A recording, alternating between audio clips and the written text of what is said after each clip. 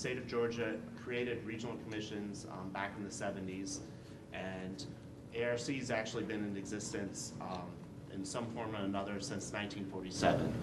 We have a variety of different programs such as local government services. We also are the Area Agency of Aging, workforce development, research, and environmental planning, land use planning, and transportation planning. We also have different hats and different powers. We are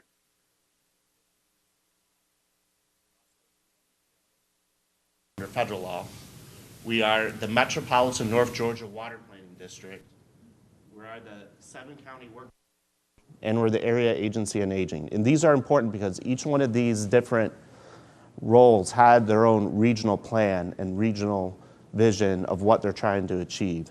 And so our planning process was trying to incorporate all of these plans into one single document. Now, we also have to deal with different geographies. Atlanta is a very sprawling region, and I'll show you that in a little bit, but we have different responsibilities for different counties. Our regional commission boundary is 10 counties, and that's in the orange. We have our MPO boundary, which is all or parts of 18 counties, and that's in red. And then we also have our forecast area, which is 20 counties, and that is where we are non-attainment for federal air quality rules. So we do data collection at really a 20-county level throughout North Georgia.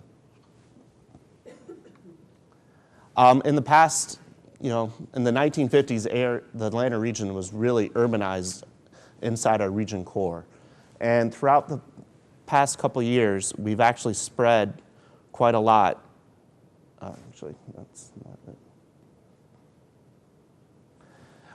Into different areas. And we actually I have to update this for the 2010 numbers. But really, we are in a cross-jurisdiction urbanized area. And this has caused some problems. We have a congestion problem. This is downtown rush hour, and a lot of our jobs are located in the north side of the town. And so we have a lot of afternoon traffic. This on the side is actually heading out of downtown, and you can actually get out of downtown at a relatively easy commute of 10 minutes or so. But heading into town is actually very congested for most of the afternoon. We've had our fair share of economic troubles. We've lost a lot of jobs, like many regions, over the last 5 years or so. And we've also stopped growing. Around 2007 is when we stopped issuing building permits, and we have been pretty well consistent with this growth pattern. At one point, the Atlanta region had more single family small home builders. These are guys who build 1 or 2 houses a year as their main job. Those are all gone, and that has taken a big hit to our economy.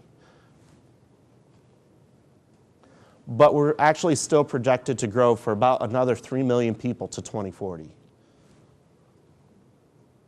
So the question our board asked us is where we're going to put these 3 million people. We looked at our peers, like Chicago. Sorry, Kansas City's not up here. They have, they're much more denser. They have a much more extensive transit system and actually extensive limited access highways.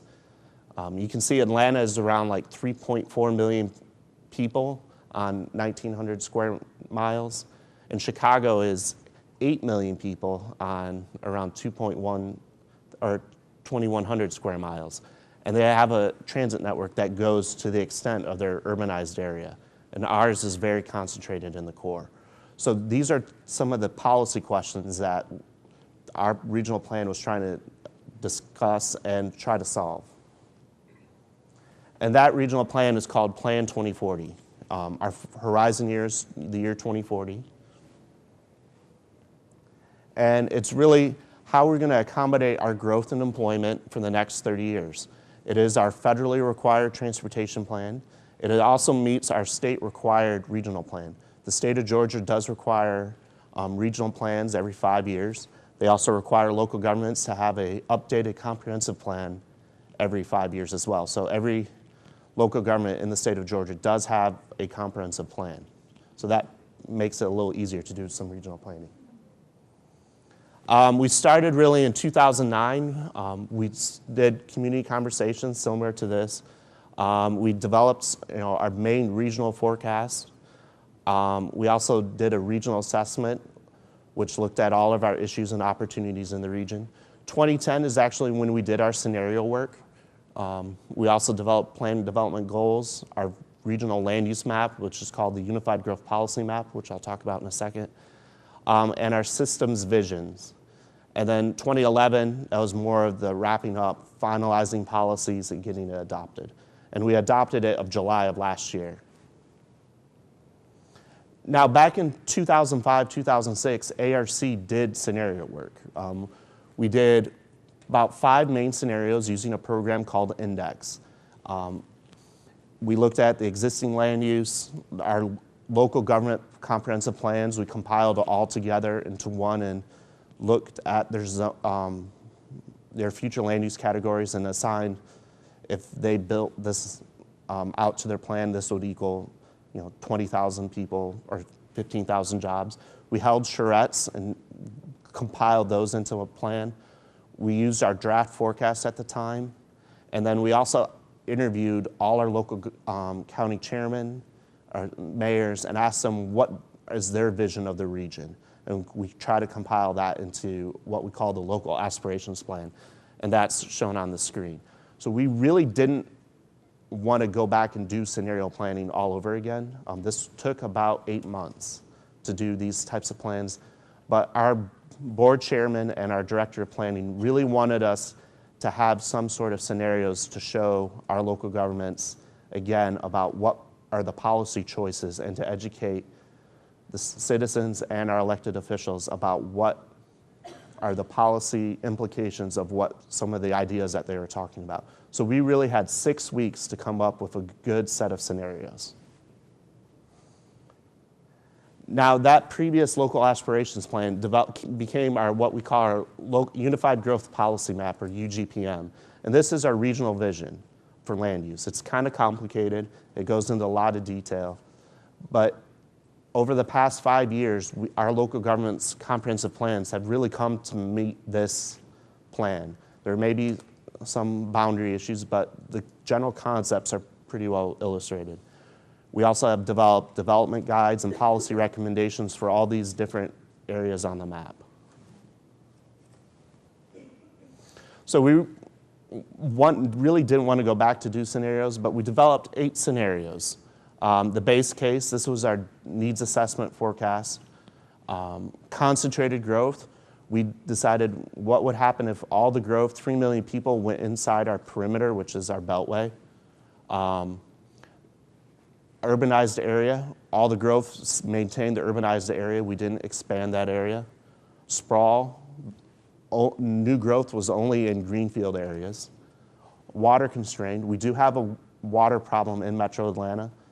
We do have Georgia, Alabama, and Florida have been suing each other since the mid-'80s about water usage in Metro Atlanta. So at the time, there was a judge's order that we would revert back to the 1970s water allocation from our main reservoir. So we modeled what would happen if that would occur. Where would that new growth would have to go? That was probably the most unrealistic out of all the plans. South side growth, as I talked before, our jobs are on the north side. What would happen if the south side grew all the jobs to equal out? Local policy, that was basically our current plan. And transit-oriented development, adding growth into areas that have a transit station. And you can see here that we went through our travel demand model. We also I'll show some other results. But different scenarios had different transportation impacts. This is the commute times to town center, which is an activity center on the north side. It's mostly retail, university, and some high-end office. But you can really see that depending on the scenario and where people live will impact commute times. The sprawl scenario has some concentrated growth commute times. Our concentrated growth one actually has really great commute times and actually improves commute times. But the issue is right at our downtown connector where two interstates meet, that shuts down. You can't get through there in 4 hours. It basically overwhelms our inner core of our region. Our unified growth policy map does have good commute times, and then the base case was our standard base case.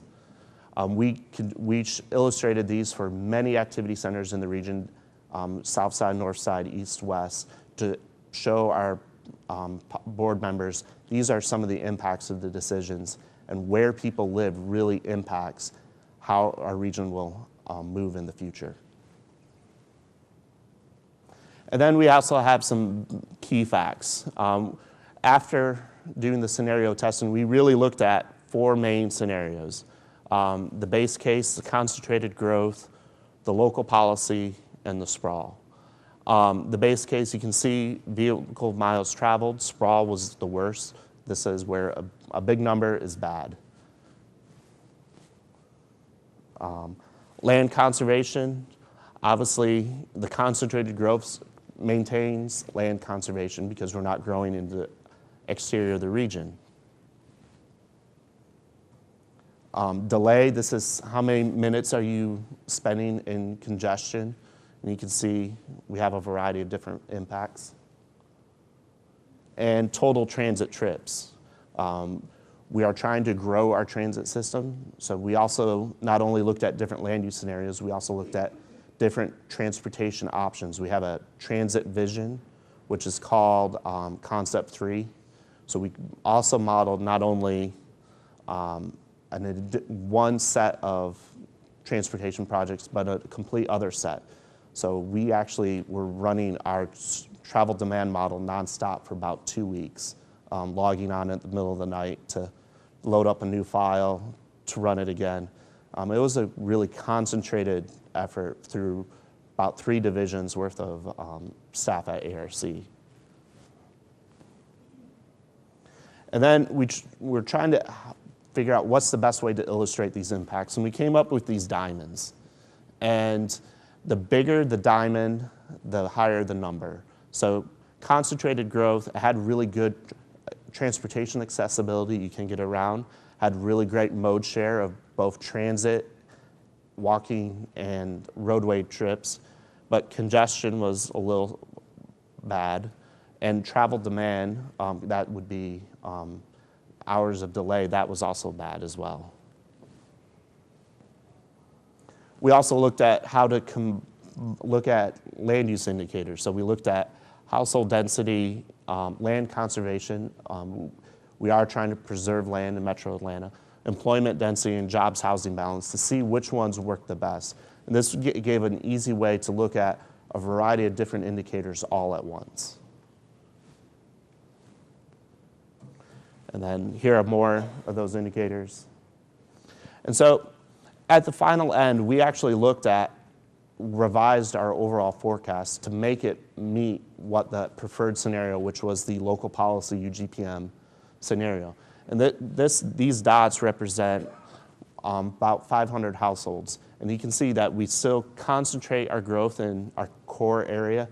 We do allow for some growth in the rural areas, but that is just to maintain a balanced network, that we're not overwhelming certain areas. We update this map every year, so we try to keep it fresh. We go out and meet with our local governments, and then we revise it as well on an annual basis that they give us input. With that, I'm probably going to turn it over to Bob.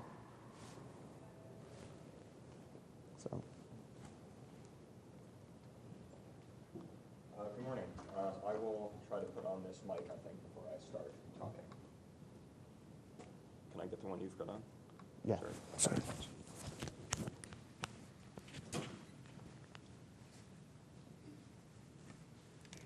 Thank you.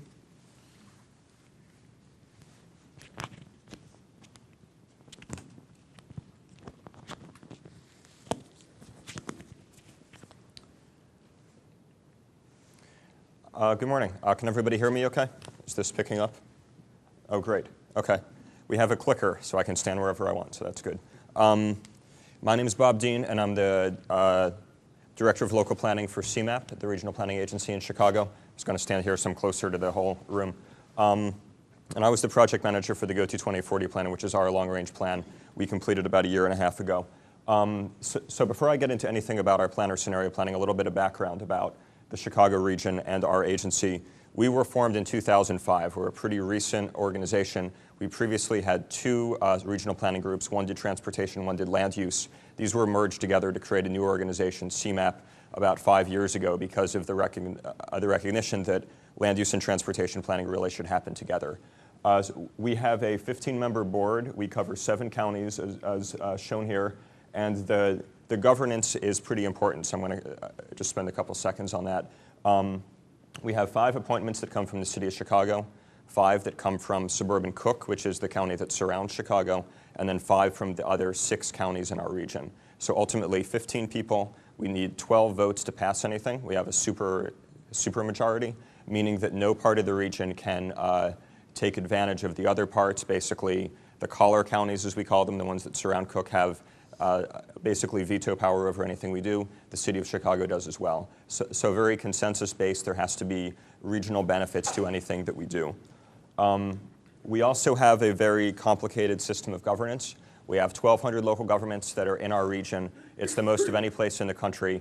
So any work that we do just happens in a governance framework of extreme complexity. The most important ones of these for us, for planning purposes, are counties and municipalities because they have land use regulatory authority. But on top of that, we have all kinds of specialized local governments like mosquito abatement areas, so have their own taxing authority, their own boards. We have library districts. We have fire prevention districts. These sometimes are departments of municipalities. These sometimes are their own government agencies with their own boards, taxing authorities, responsibilities. So whenever we do planning, we have to be very, very aware of this situation because it really drives what a regional agency can do. So when we were formed in 2005, one of our initial responsibilities was to create an integrated plan for land use and transportation. So we began work on this in 2007. We finished in fall 2010. It's called Go to 2040. We have an elaborate website for this, so if anybody wants to look it up afterwards, please do.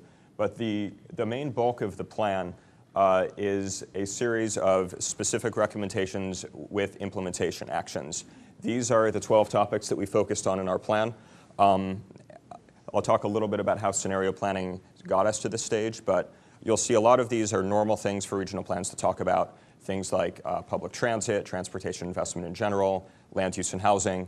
There's others that are of particular interest to the Chicago region, like freight is a major thing for us, so freight was a big focus of our plan. We also have some topics here that are sort of emerging, like local food is being talked about in many regional plans. That was part of ours.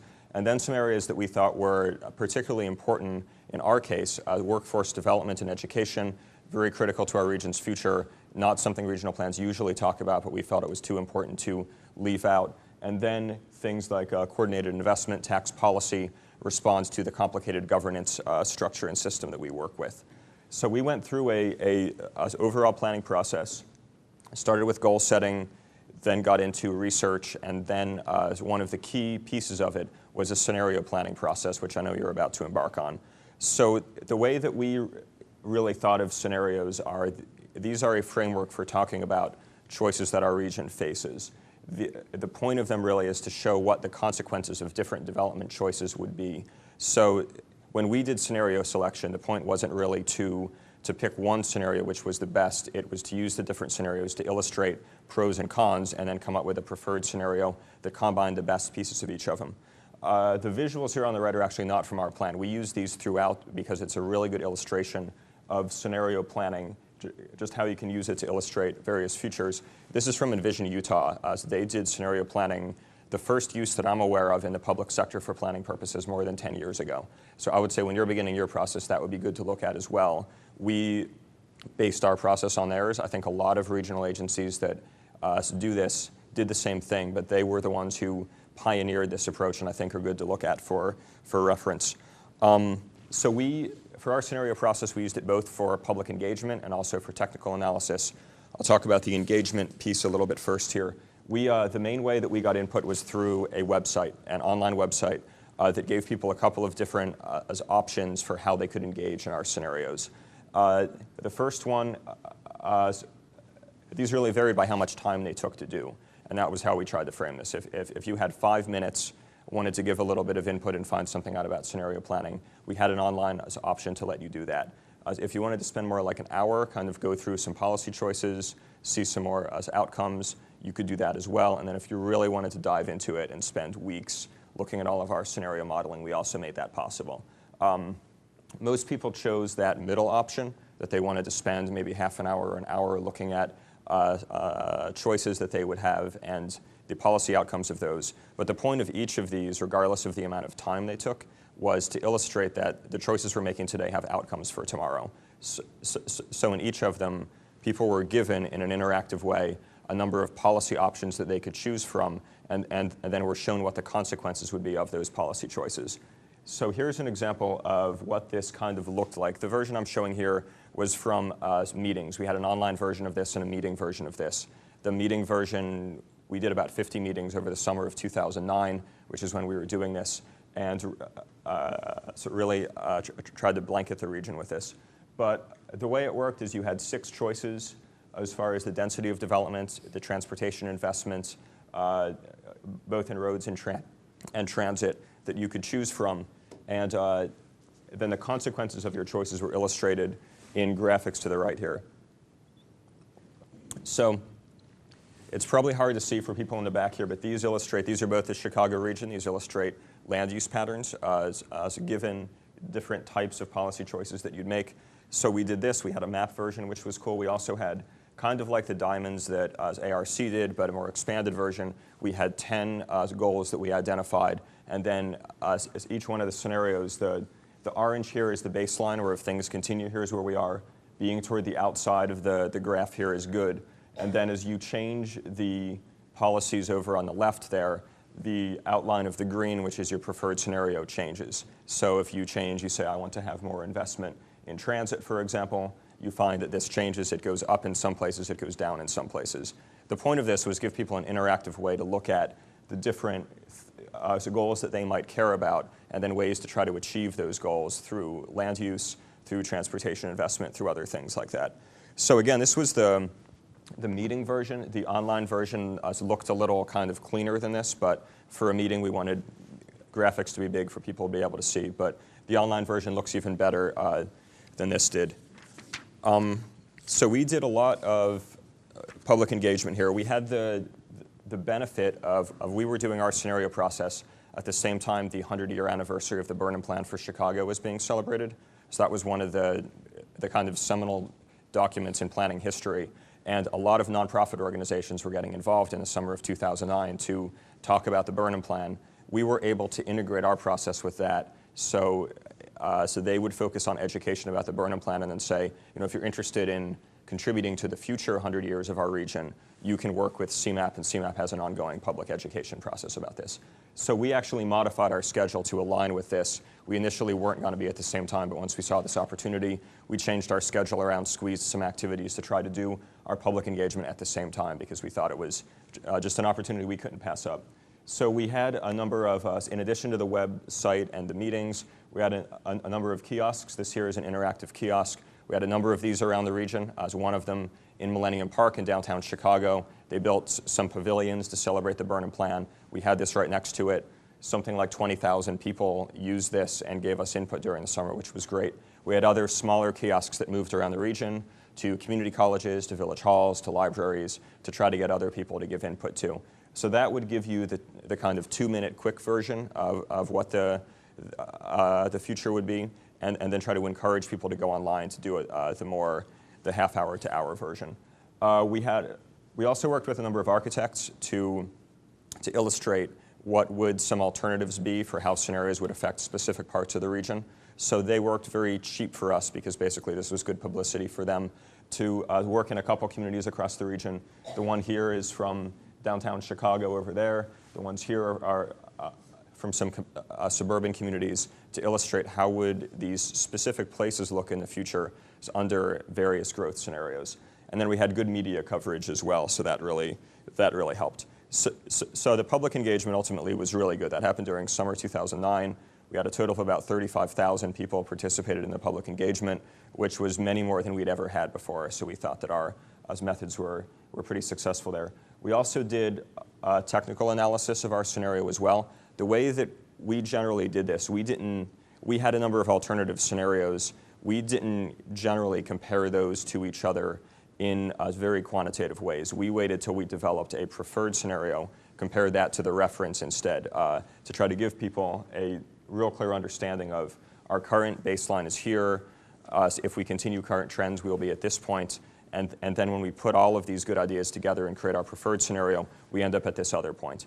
So these illustrate water use, as water use is not as much of a critical thing in our region as it is in Atlanta, but still we are constrained by a Supreme Court decree on how much water we can take out of Lake Michigan, which is generally where the Chicago region gets its water. So we put together here, for example, our current scenario is 1.2 million gallons per day is used. A reference scenario, if no real conservation measures are put in place, would be that higher number, and then a preferred scenario would bring it back to approximately where it is today. We did this for about 20 different measures, I think. Walkability was another one. So how walkable would the region be under various future development patterns? But we had others like congestion, access to jobs, overall economic growth. There was a whole series of these that we calculated and put out there. So we released a document we called the preferred scenario. Once our scenario process was done, it took us about 4 months to put it together after the process was done. That provided really all of the policy ideas that went into the full Go to 2040 plan. So that was a useful thing for us to do because we were able to get general agreement through that preferred scenario of what direction the plan should go before we started writing the real mammoth 400-page document. So the reason we did scenarios, I think the main purpose of them is to help you prioritize and inform the choices that you're making in your plan. So these, as I said before, are the topics that we covered in our plan. The scenario planning process helped us to identify these as the most important. Now, we could have easily had 100 other topics up here as things that we addressed going through scenario planning, both the technical engagement, the technical process and the public engagement.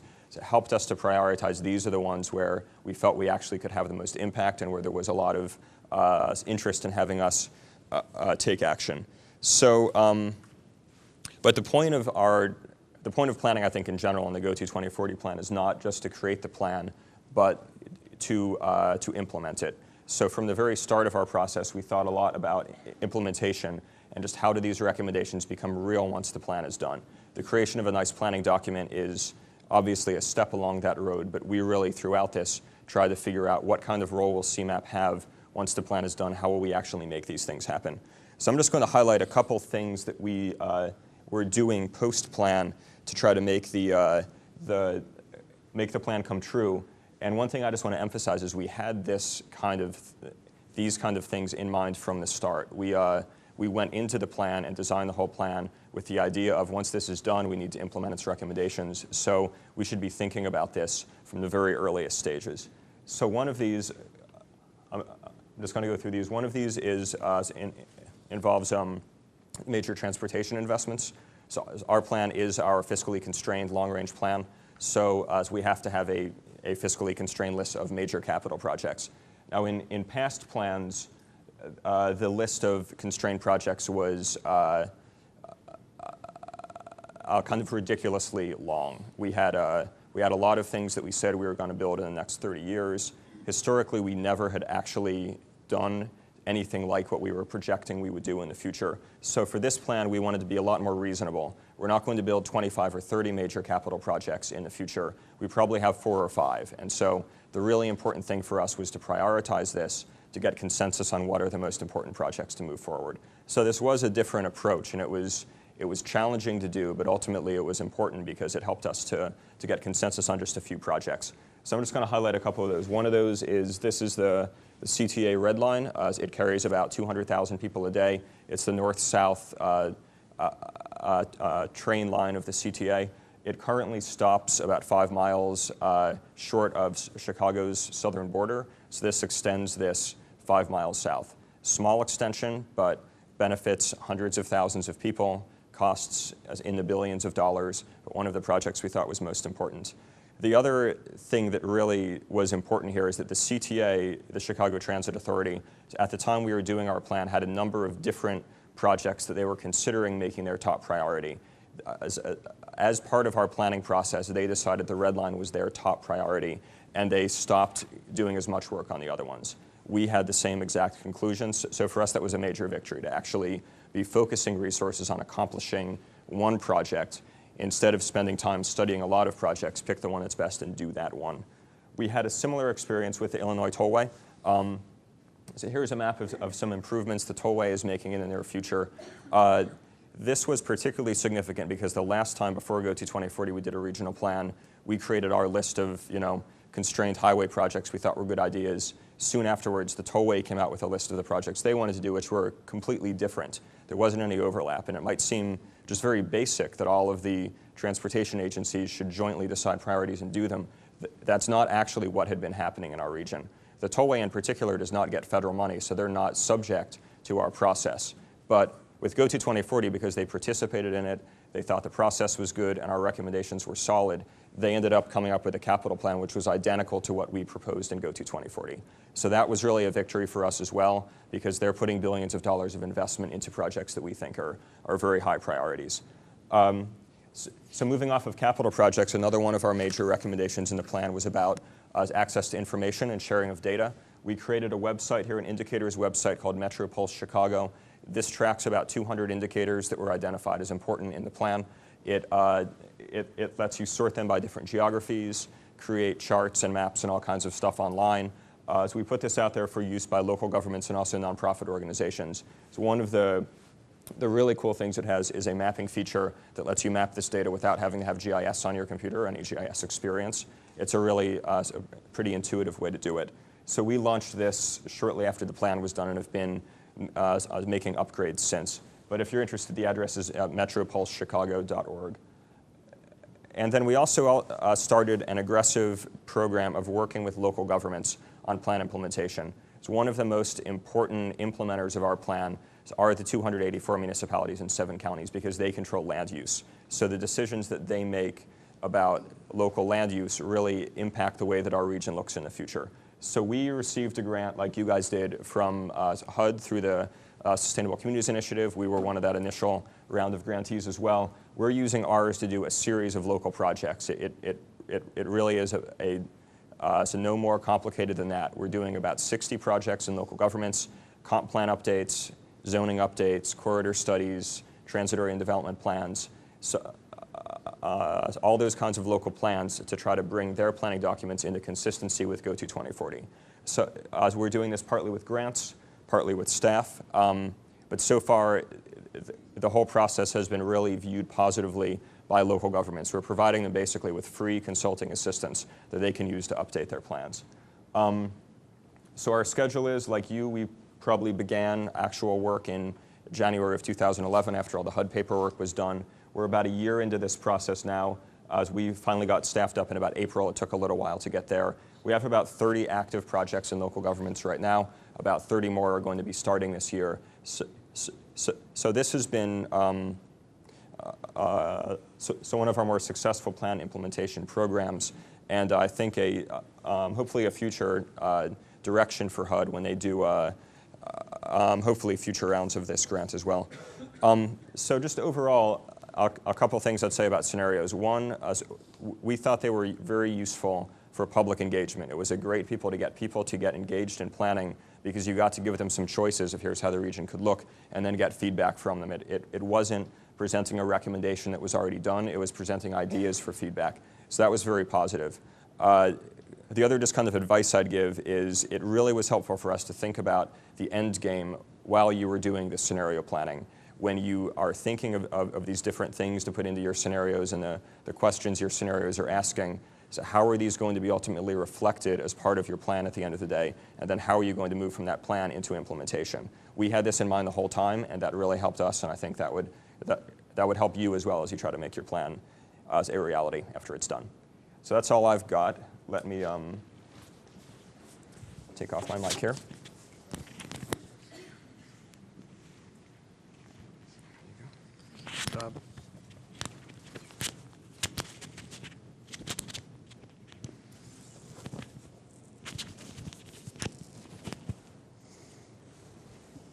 Hello, good morning. I'm Tom Garand. I'm the Assistant Director of Transportation with the Mid-America Regional Council.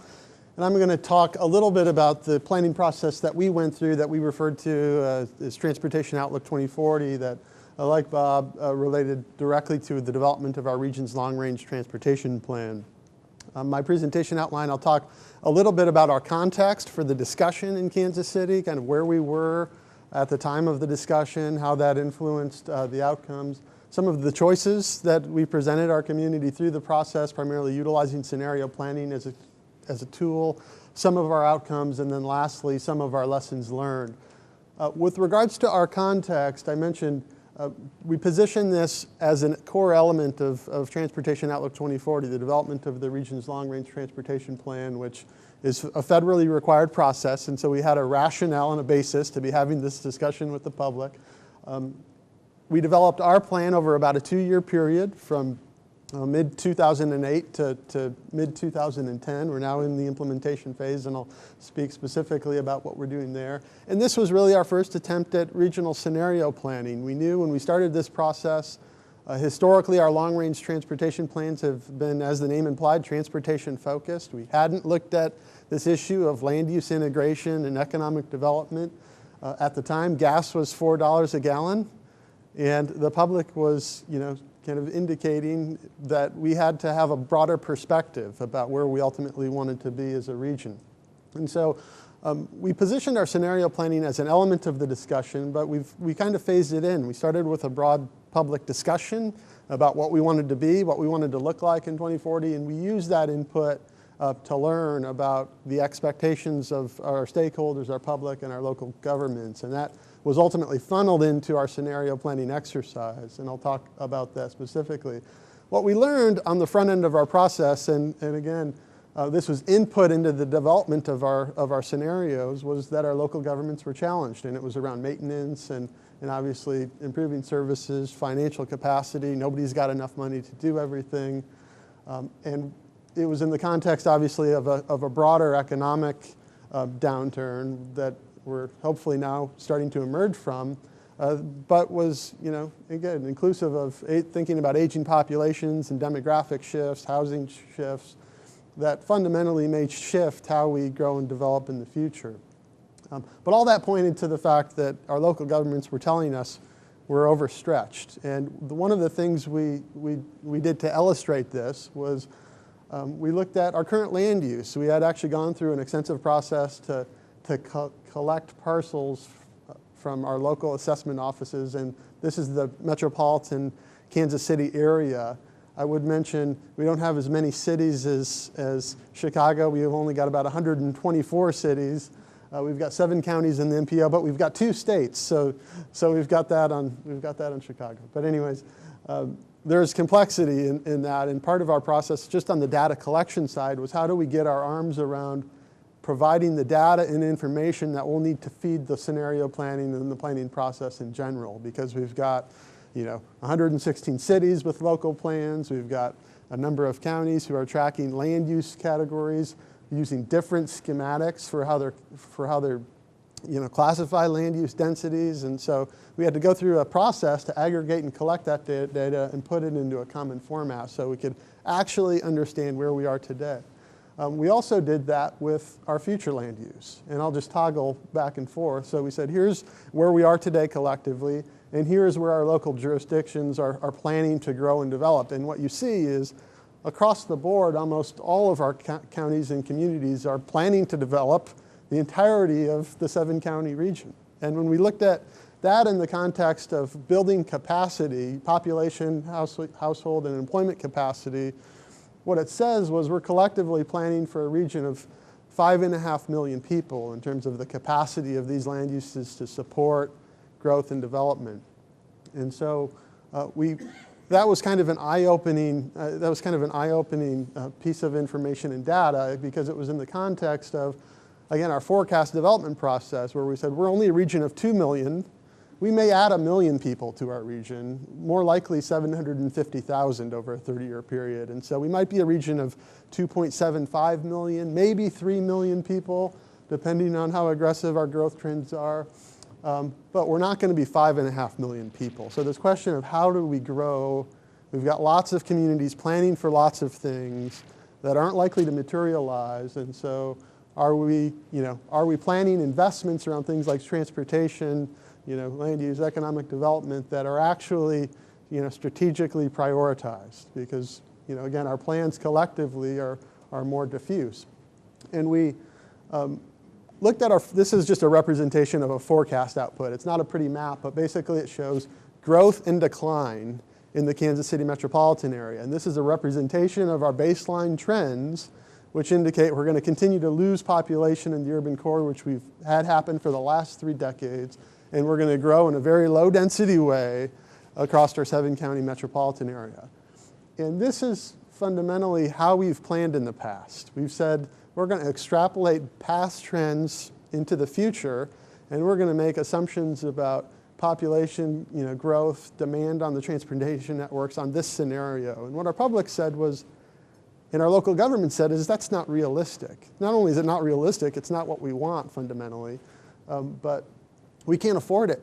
We can't afford it, and it obviously runs counter to a number of other local objectives that we have in terms of creating vibrancy and promoting redevelopment and revitalization of the urban core.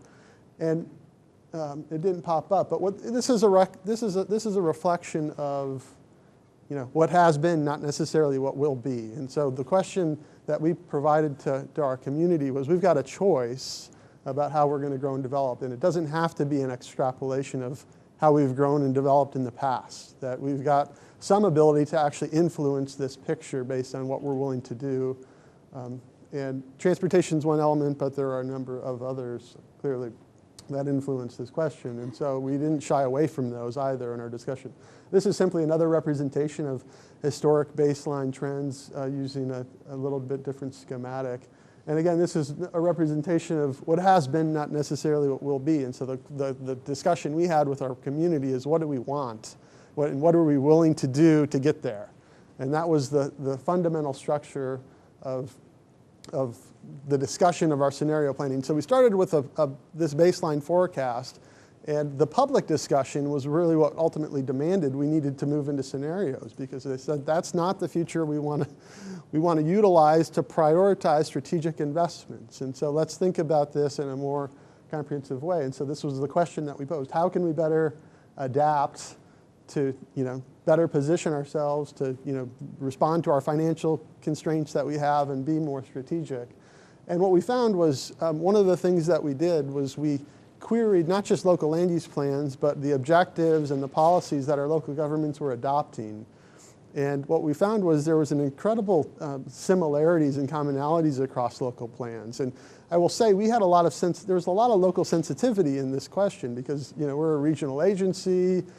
Land use and economic development is a local purview. We were aware of that sensitivity going in. And so we leaned very heavily on the status of local plans, locally adopted comprehensive plans, to help articulate a regional alternative and a regional vision. And what we've said is, collectively, we're already moving in this direction. Local governments are starting to develop local plans. There's lots of similarities. And together, as we look at how they come together, they start to articulate a regional vision that's strongly supported through already adopted local plans. So how can we leverage that to tell a regional story about how these things can come together and support one another? And clearly, again, the local plans was, again, a way that we used, frankly, the way that we kind of protected ourselves and positioned ourselves to be pertinent and to not be threatening to, again, our local elected officials and local jurisdictions. And so what we started to do was have a discussion about, again, as we look at those plans, where are there opportunities for different forms of development than we're forecasting through that baseline, in terms of higher densities, in terms of strategic locations of activity centers and major regional corridors. This is a transit network. These are historic town centers. Where these are areas that we are interested in protecting and preserving. And ultimately, we funneled in a series of these characteristics into our models, and we developed an alternative scenario that said, what if, instead of all of our growth going on the fringe in suburban locations, those things mattered, they were prioritized. We had local policies to help us actually shift the focus. Trends like gas prices, aging populations, housing market demands shifted other kind of wants and desires in terms of growth and development. And so what if in this alternative scenario, a larger proportion of our development was redevelopment in existing places where it made sense, not in existing single-family homes, but again in older retail areas that we knew had a 20-year life and were going to be rebuilt. And this was, again, an alternative picture. And in this picture, 60% of the development is still new greenfield development. It just happens to be more contiguous. And 40% of our growth and development is in areas that were pre-existing. And we knew that was, right now our growth on the urban fringe is about 100%. I mean, it's almost all of it is there, and we're declining in the core. And so we knew this was kind of an extreme alternative. But it was something that folks could visualize and realize and get their arms around and have a public discussion about. Here's just another picture of the alternative scenarios using a few different types of maps to, again, depict to the public different futures fundamentally. And then part of our public education and discussion was based around the trade-offs of these, that there are impacts to these alternative futures that matter in terms of, the growth in new areas, the square miles of greenfield development, 275 to 60, the cost of local infrastructure to support the development. Again, this was one of the factors that was the most eye-opening to our local governments, was to support continuation of growth patterns as we've experienced them in the past. It's going to cost us $5 billion more over the life of the plan, and that fundamentally is money we don't have. We're struggling to maintain the existing systems that we have. And so this financial context of what we can actually afford was a key driver. And there's an exponential differential in these scenarios in terms of maintenance and operations. And by the end of the 40-year period, it's actually about $1 billion a year that we're spending in again, larger stormwater, water systems, larger roadway networks to accommodate the same amount of people and the same amount of jobs in just a less efficient way. And again, visuals like transit ridership and comparing, even with no expansion in the transit system, we just become more efficient. And I won't go through all of these. But obviously, one of the things we also looked at was, population and employment distribution. We were tying this to our forecast development process. And so folks felt like the forecast development process is something that's a formal component of the long-range plan. And it matters in terms of transportation modeling and projecting demand. And so we had to also look at what are the impacts of these scenarios on where we're forecasting people and jobs would locate. And obviously we've got 2 states, we've got a number of counties. Folks migrate to their community. And so what are you saying? I'm going to be better or worse off in this scenario? And so we had to try to steer folks away from that discussion and talk more about, again, what makes sense, what's likely, what do we want, and what are we willing to fundamentally do to get there. And so our discussion, what we ultimately learned was that we had full agreement that adaptive scenario was the direction that we wanted to go. But the question became, what is achievable? To what degree can we actually kind of move the pendulum from where we've been to where we want to go? And we had a really dynamic discussion with urban and suburban folks. It became a little bit of an urban-suburban issue, and we mitigated that by positioning this in a way that tried to not, kind of create that divide. But folks felt like, there was, again, this was a new discussion. It's the first time we had kind of stepped our toe in the growth and development land use discussion. And so that actually helped create interest because folks were curious about the discussion and the outcome, and they were engaged in participating. Again, this was tied to our long-range transportation plan, so we use this as a tool to also compare local roadway projects and in transportation investments. This is just a look at networks and how they relate to different scenarios. And what we found actually was that the transportation investments that our local governments were making, because of their financial limitations, frankly, really only supported a more condensed, a more adaptive alternative. That even our public works directors and our transportation professionals weren't planning it because they didn't have the resources to support this broader land use vision that's more reflective of baseline trends.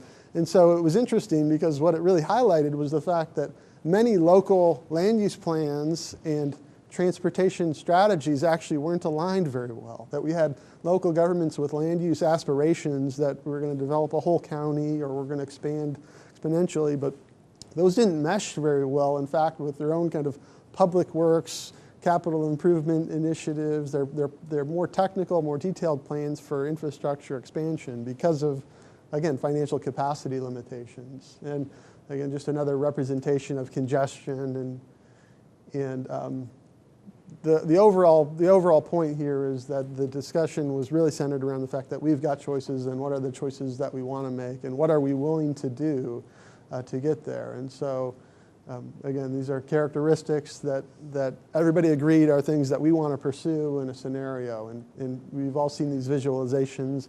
I would say that the maps that you've seen in the prior presentations, the visualization component of scenario planning is really important.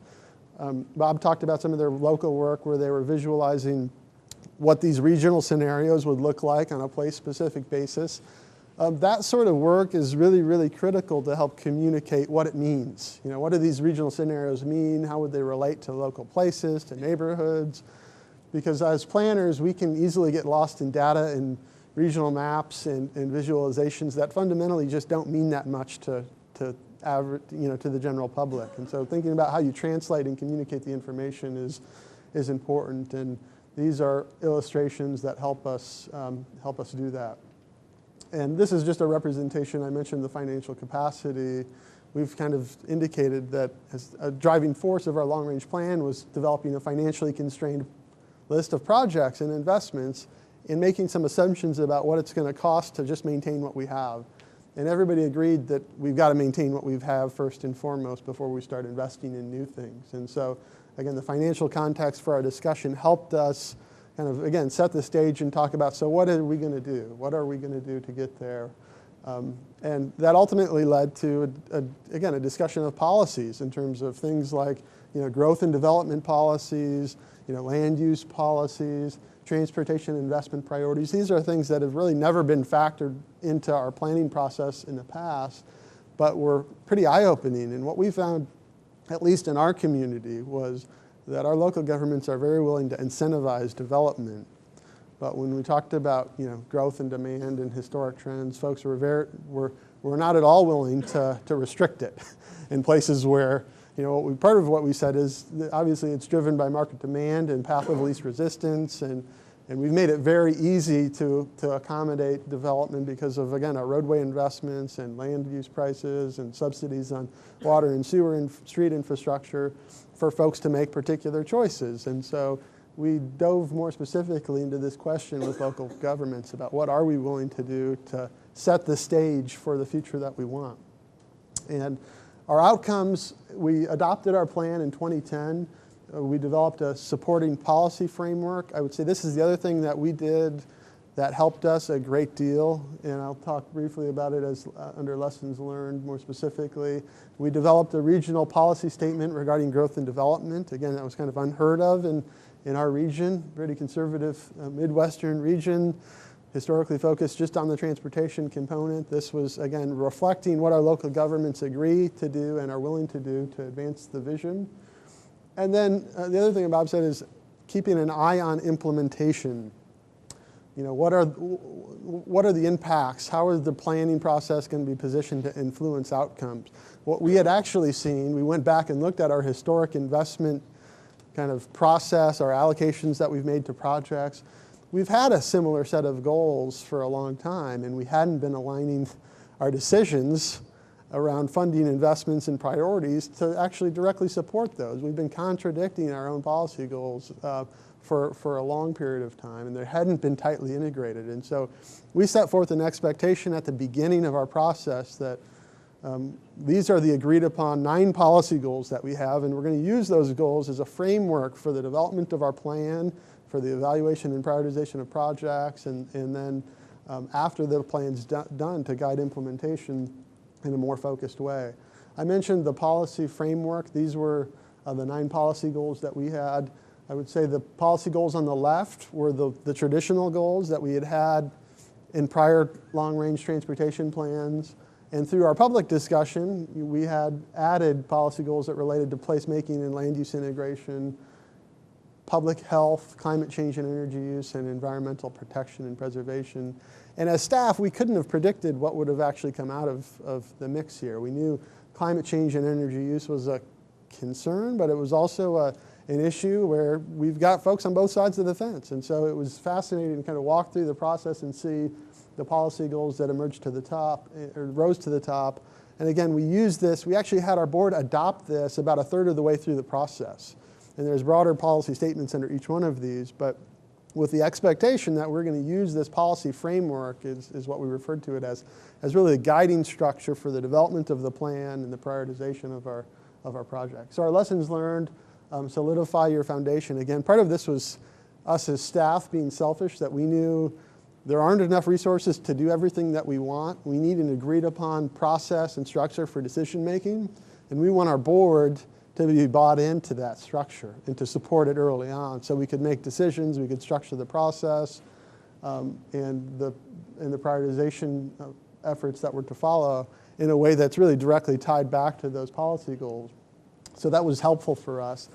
This was new territory for us in Kansas City when we did it. It took us 2 years to get through the discussion. We had well over 100 presentations to each one of our local jurisdictions and community groups. We had online activities. We did, we had folks submitting local photographs. We did some children's work. We did some all-day workshops. And it takes time, but I would say that don't shy away from that, because it actually helped us, in retrospect, provide the buy-in and the awareness around the effort that was needed to actually have it matter in the end. That, if we would have expedited it, the process, we would have probably lost some of the awareness and buy-in that was critical to actually utilize it. Steep learning curve, again, the visualization. As we're talking about the alternatives, there's a lot of technical work that's kind of behind the scenes that feeds into this. And so we had to work closely with our local elected officials to talk about, the alternatives, the choices that we have, and why this matters. We had this local versus regional sensitivity. I talked a little bit about that. And so, we mitigated that by working closely with local governments, going out to their city councils, doing presentations directly to them on the process, and to really look, as a starting point, looking closely at the work that they had already done and leaning heavily on that.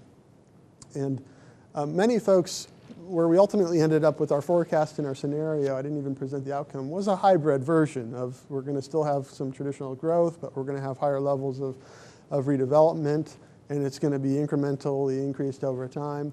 There were many folks in the community who said that wasn't aggressive enough. We watered it down. We didn't push it far enough. And the reality is the forecast and the scenario matters, but really to Bob's point, it was really more about a process to engage the public in the future than setting a specific rate of redevelopment. And folks got hung up on some of the specifics, and the reality is it's about the policy context and what are we trying to achieve. And baby steps are better than no steps. And then position this to matter. Again, we answer the question, so what? And what is it about the process that's relevant? And it gets to the implementation kind of expectations. How's it going to be used? What are the plans to actually carry forward the plan when it's done? Be thinking about that now so that you can, that folks can feel like that it's something they need to participate in and they want to participate in because it matters. So what are we doing?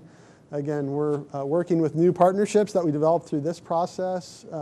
We're aligning some of our formal programming processes to reinforce the same policy goals that I mentioned, so we can be, again, more strategic and aligning our investments, in fact, with what we say we wanted.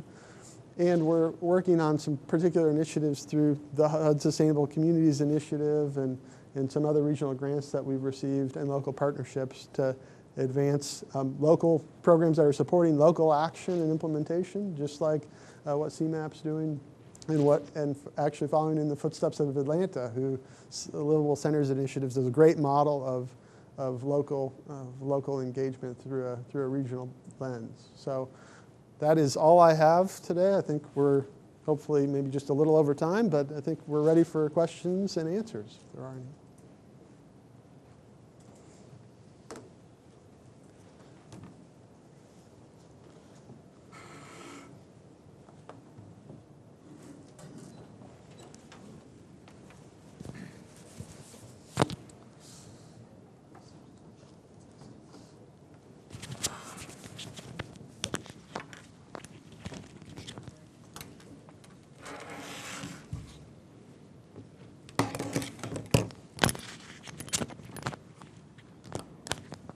Any questions? First of all, I really appreciate all three of the presentations because it emphasized so much for me how the individualized approach to planning results in a very different outcome than the joint conversational approach. And I think here in the Moines region, we're facing that exact same challenge with certain municipalities being wary of the joint planning process. And I'm wondering, what specific advice do you have for this community in trying to overcome that basic prejudice against thinking together as a group and thinking about the good of the region versus the good of your own municipality? You can go first. Oh, we'll pass it down. Wow, that's a tough one. We've actually had that same discussion. A lot of it is we really try to understand what is their sensitivities. One of the things we did at the very beginning of the process was also explain what this plan is trying to achieve and what we're not trying to do. We were not trying to take away local control. The one aspect that's different than Kansas City, Atlanta has this different than Kansas City and Chicago is the Atlanta Regional Commission. We've been doing the long-range land use transportation plans for quite a while. We haven't done use scenarios. So people were comfortable with us actually doing regional planning. And we also, as through our state powers, we also have the ability to approve or deny local plans. So that gives us a little more of the regulatory side to it. So people were more comfortable working for us, and a lot of it is just sitting down and just having individual conversations with a lot of different stakeholders, just to get them comfortable with the idea. But then we also still get pushback even today from as new people get elected, we get some new interesting pushback about some of our plans, and it's just another round of education that it never stops.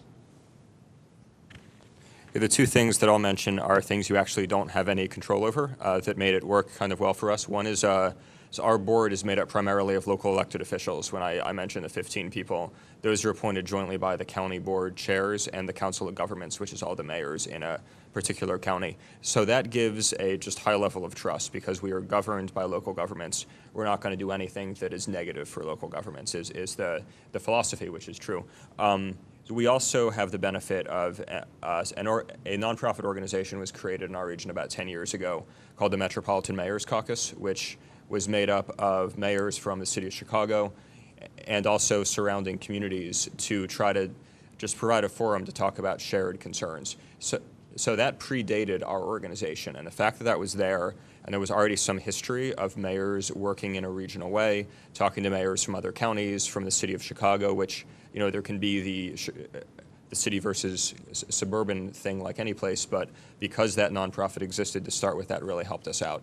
So I think it would be really a challenge to try to solve this as you're doing a regional planning process. It's one of the things that we have found is that it varies a lot, the amount of buy-in we have from local governments, depending on what exactly we're doing or what exactly we're talking about. Our land use planning work that we're doing with them has been great for buying support from them. We also are doing work on tax policy, which is very controversial, and some love it and some don't, depending on how they would particularly benefit or lose from different tax allocation scenarios. So I guess that's not very helpful advice, but that's just why for us the challenge, we never had a big challenge with municipalities not being interested in the planning process.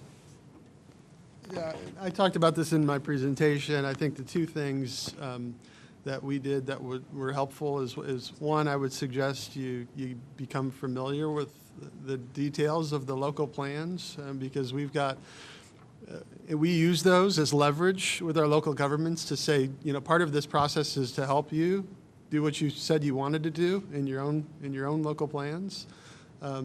And we can be more effective at that together than we can individually. And so that was the other part of the discussion, that, you know, raising the awareness of the relationships that our communities have with one another in terms of, you know, we don't have enough money to do everything everywhere. And so if we can develop partnerships and, you know, be strategic, we can be more efficient, and that's going to help you. I mean, the other was the big picture that if we're healthy as a region, you know, we want all parts of our region to be healthy fundamentally, and so that, you know, again, that's a bigger picture lens than many communities are thinking about, but they also, when you get into that discussion, acknowledge that they have ties, whether it be economic ties or transportation ties to other communities, and thinking about, again, the relationship of these strategies together in the context of their own local plans and strategies is, you know, is not that risky. And the other thing that we also did was we put on the table very explicitly, here's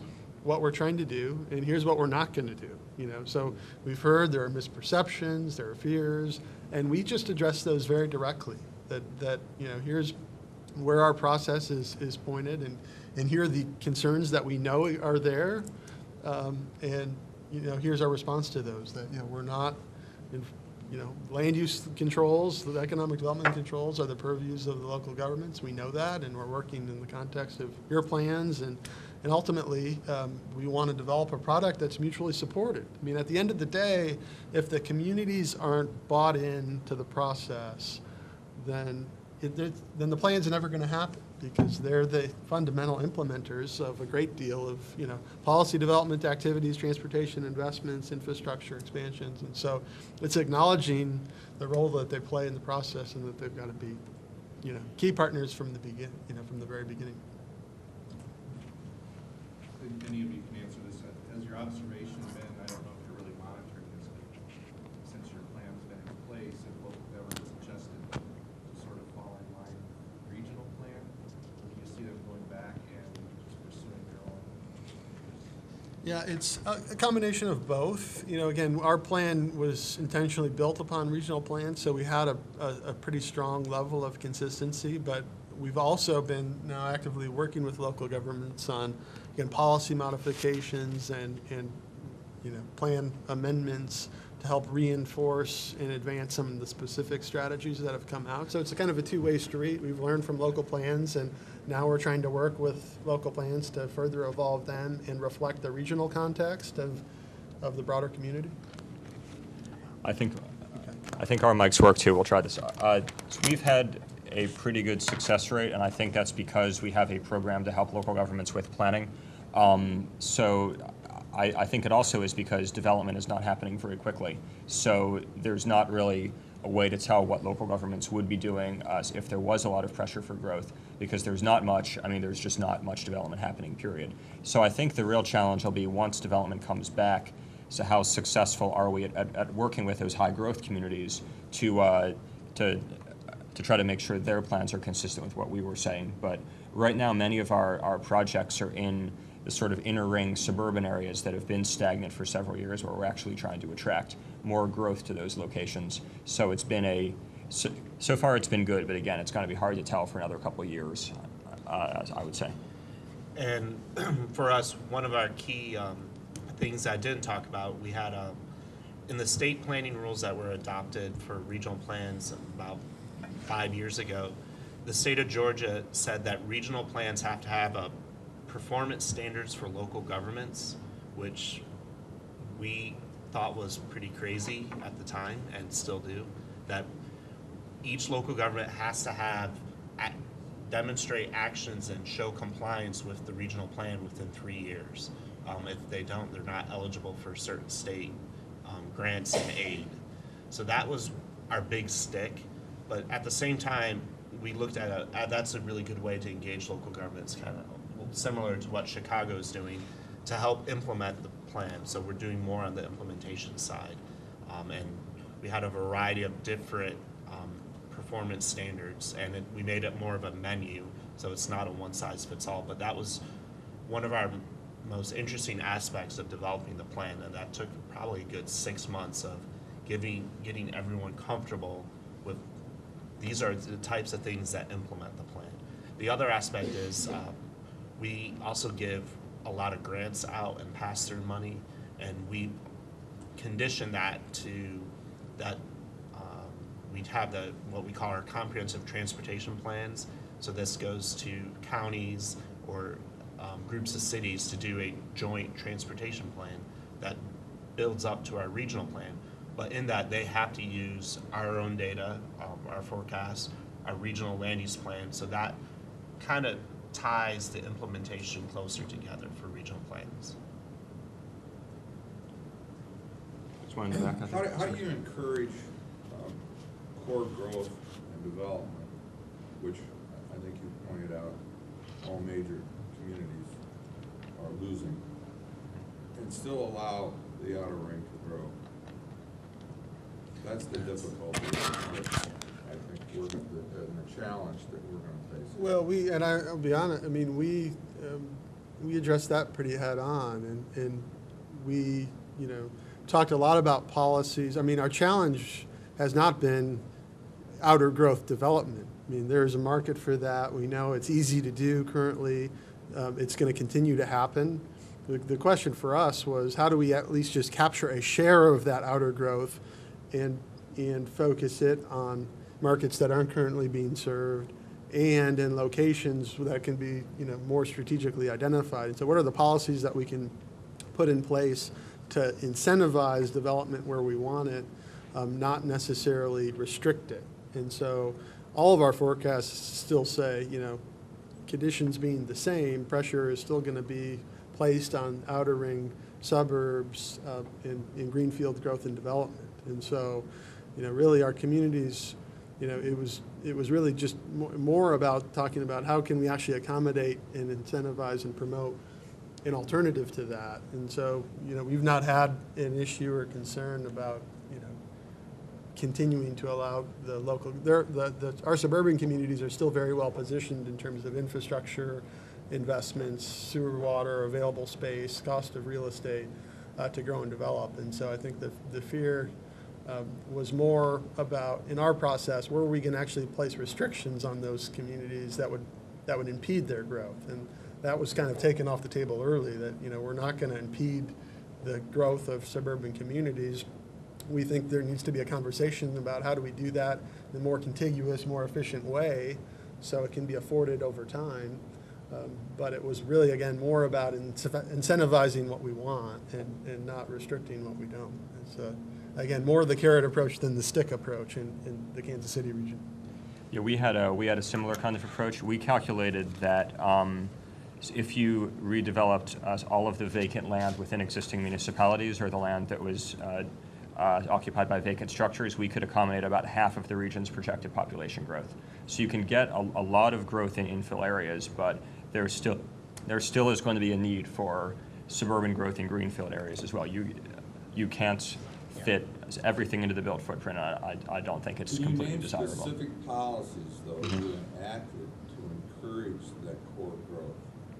So yes, we really tried to tie our major transportation investments to that. So the projects that I highlighted there, the southern extension of that one rail line, and then even the tollway projects are generally happening in places that growth already exists. We do not have a lot of major new transportation expansion in areas where there is not growth currently. And that was a deliberate decision. We did have projects like that we considered, like some ring highways or some extensions of rail lines into areas that are not developed now, that we did not have as on our constraint list because they did not support our infill pattern of development.